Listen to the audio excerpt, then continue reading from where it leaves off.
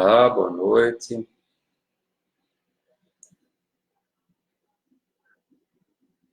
Olá, boa noite. Nós estamos hoje mais uma live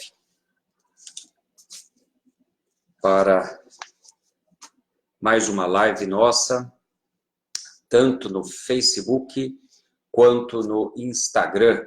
Nós estamos hoje, você poderá nos assistir tanto no Facebook quanto no Instagram.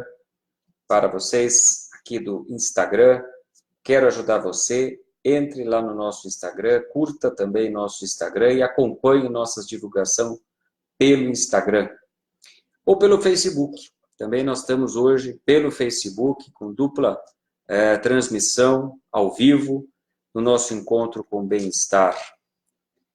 Nosso tema de hoje é estresse pós-traumático. É uma classificação dentro dos transtornos de estresse, de ansiedade, muito característico, pouco falado, pouco comentado, mas algo que precisa muito da nossa atenção, precisa muito do nosso compreensão e entendimento.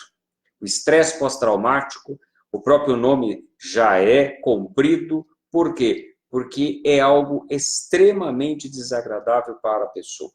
O estresse pós-traumático, ele está presente na vida de muitas pessoas e, acima de tudo, causando grandes estragos na vida daquela pessoa há longos anos, há longos períodos. Então, curta tanto pelo Facebook quanto pelo Instagram, curta nossa página, divulgue, convide seus amigos para que a gente possa conversar um pouco mais. E lembre-se, escreva para nós aí, diga olá, ok? Boa noite. Quero mais informações? Diga um oi para nós, diga de onde você é. Diga se você é da sua cidade para nós sabermos da onde você está e a qualquer momento você pode fazer alguma pergunta que nós estamos aqui atentos.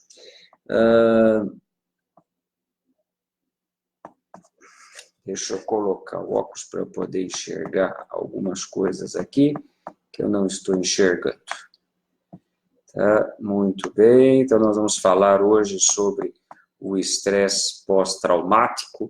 É algo importante aí para a nossa saúde. Bom, deixa eu verificar aqui quantas pessoas estão aqui. Isso, sejam bem-vindos, então, vocês aqui pelo Instagram, Camila, Deb, Dicas da Nilda, Maristela, Mércia. Então, vamos então para o nosso estresse pós-traumático.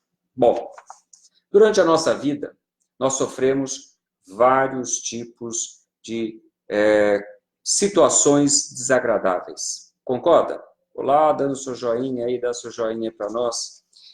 Todos nós passamos por situações desagradáveis, todos nós passamos por situações complicadas, difíceis, traumáticas, muitas vezes situações desumanas, situações que nos são extremamente marcantes para o resto de nossa vida. Essas situações estarão conosco, guardadas em nossa memória, o resto de nossas vidas. Porém, para alguns, a superação é maior.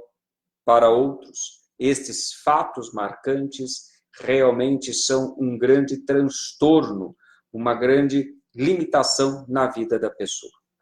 E é exatamente disso que nós vamos estar falando, deste transtorno, desta limitação, destas consequências horríveis que ocorrem na pessoa, que chama-se estresse pós-traumático.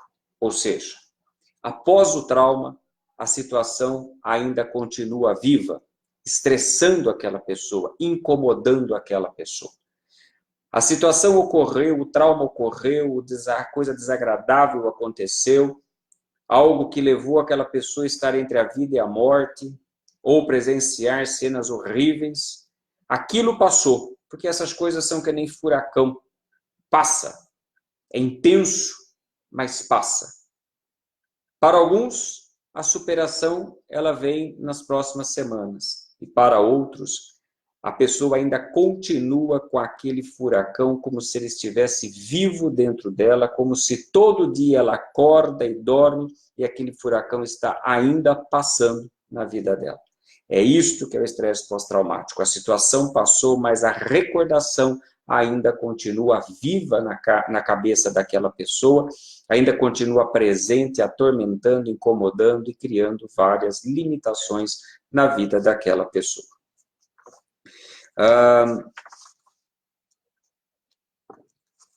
Como que ocorre? Como que você pode diagnosticar uma pessoa com estresse pós-traumático? Primeiro, a pessoa revive o fato. Ela fica repassando o fato na cabeça dela, fica repassando a cena. A cena não passa, a cena não some. Ela repassa aquela cena com riqueza de detalhes, com riqueza de recordações. Vem recordações sinestésicas, às vezes o barulho, o cheiro, a sensação, a aproximação, a temperatura, o calor, aonde ela estava, a hora em que ela aconteceu, aquela cena ruim na vida dela. Ela recorda de todas as imagens, tá? E remói o evento acontecido, fica remoendo. Aquilo não sai da cabeça, é um comportamento intrusivo, ou seja, aquelas imagens invadem a cabeça da pessoa e ela não consegue esquecer aquela imagem, ela não consegue se desligar daquela imagem. Então, o comportamento intrusivo que invade a mente dela, aquela recordação, aquela imagem é rápida e muitas vezes dura aí o dia todo e ela não consegue se livrar daqueles pensamentos, tá? Eles são pensamentos de uma forma muito intensa, persistente e que geram sofrimentos. Então, olha só, a situação aconteceu. Imagine você, que nós não passamos. Mas quando acontecem as desgraças naturais, quando acontecem algumas desgraças que a gente vê por aí, nós simplesmente somos espectadores da cena. Então nós tivemos alguns fatores, alguns exemplos. Brumadinho, onde teve aquele rompimento da barragem. Nós temos a Síria, onde ela é bombardeada, ou todo ali Oriente Médio, os países em guerra. Nós temos enchentes em grandes capitais, nós temos desabamento, né, de terra e em algumas encostas. Então, nós não passamos por isso. Você simplesmente, como espectador, assiste estas tragédias na televisão. Você se comove, você ajuda, você envia para estes lugares roupa, água, comida. Você ajuda, mas você se comove por isso. Você realmente tem um sentimento humanitário em relação a essas pessoas, mas há uma grande diferença. Você não estava lá. Por mais que você tente imaginar como deve ser difícil a vida dessas pessoas lá naquele momento, você simplesmente está vendo os fatos pós-evento. Você não esteve exatamente na hora em que o barranco estava caindo, você não estava na terra, você não foi rolado barranco abaixo com aquele monte de lama descendo sobre você. Na televisão você assiste essa cena, o fato já foi ocorrido. Estou só registrando um fato que ocorreu para aquela pessoa que estava lá, naquela casa, e aquela casa dela desliza com a terra, e ela vai rolando junto com a terra, aquele evento, para aquela pessoa, nós temos muita dificuldade de compreender quais foram as sensações que essa pessoa teve. Como que foi esse momento para ela? Como que ela se sentiu? Ela estava entre a vida e a morte. Por mais que a gente tente imaginar isso, somente ela que estava naquele exato momento teve essa sensação. A impotência de poder socorrer os filhos, o cachorro, as coisas, os seus bens que foram comprados com tanto esforço, com tanto carinho. Somente para aquela pessoa, essa experiência, ela é marcante. altamente ruim, desagradável. Para esta pessoa que teve esta experiência, que estava lá no local da enchente, do desabamento, do desbarrancar da terra, num acidente de trânsito ou em algum outro problema trágico, assalto, sequestro, relâmpago, para aquela pessoa que estava no fato traumático, é ela que pode ter riscos em ter estresse pós-traumático. É para esta pessoa que estava lá. É para aquela cidadã, aquele cidadão que ali estava, é que tem grande chance de ter estresse pós-traumático. Por quê? Porque ele estava vivendo uma cena de horror. Ele estava exatamente sendo o protagonista de uma cena de horror, catastrófica, traumática, trágica, entre a vida e a morte, sentindo-se impotente porque não conseguia fazer absolutamente nada para evitar, nem evitar as tragédias com seus familiares e muito menos sofrer todo o impacto daquela tragédia na vida dele, nos seus pertences e seus familiares. Aquela sensação de impotência, aquela sensação de pavor, de medo. Esta cena, na cabeça da pessoa, ela é registrada, ela é gravada de uma forma muito forte. Nós guardamos nas nossas memórias as nossas boas e más recordações. Se não teve emoção tão forte, ela não é recordada, ela não fica registrada, mas a gente guarda na memória as coisas boas e as coisas ruins, que tiveram emoções marcantes, boas ou ruins. E esta é uma sensação altamente marcante na memória desta pessoa. Para pessoas que são menos vulneráveis ao estresse pós-traumático, elas sairão deste quadro com mais facilidade. Que pessoas são essas? Pessoas que têm mais facilidade de lidar com as situações problema. Profissionais, às vezes, de determinadas áreas, têm muito mais facilidade de lidar com situações problema. Por exemplo, um bombeiro que já está dessensibilizado, acostumado a vivenciar esse tipo de tragédias, eles têm mais facilidade de se recuperarem após o fato ocorrido. As pessoas que emocionalmente também elas são mais seguras, elas não têm tantos quadros de ansiedade na vida dela, então são pessoas que tendem a ter uma recuperação melhor, ao passo que as pessoas que já têm como antecedente quadros de ansiedade, são emocionalmente um pouco mais inseguras, ou pessoas mais medrosas, estas pessoas elas tendem a ter uma tendência em desenvolver o estresse pós-traumático após alguns dias, meses após o evento.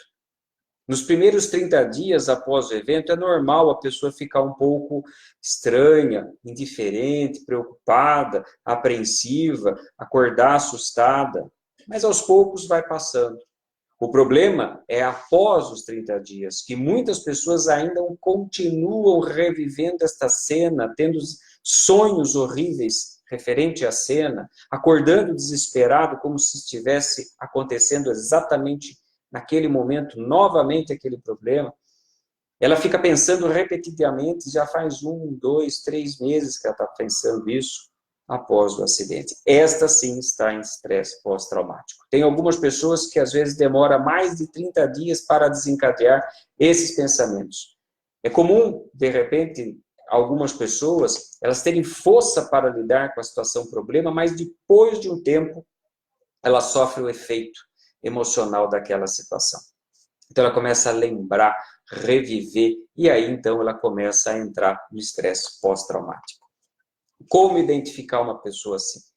Você que tem um parente que passou por um assalto, um sequestro, uma enchente, passou por uma situação muito traumatizante, uma situação muito ruim, onde a vida dele ou dos familiares estava em risco.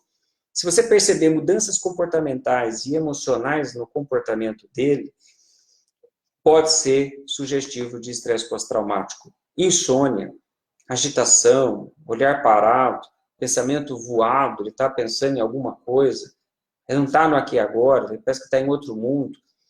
Ele tem dificuldade para dormir, ele tem um sono agitado, ele acorda assustado, ele fala várias e várias vezes, e ao falar ele tem as reações emocionais daquela situação. Então é como se ele contasse como se tivesse acontecido agora há pouco.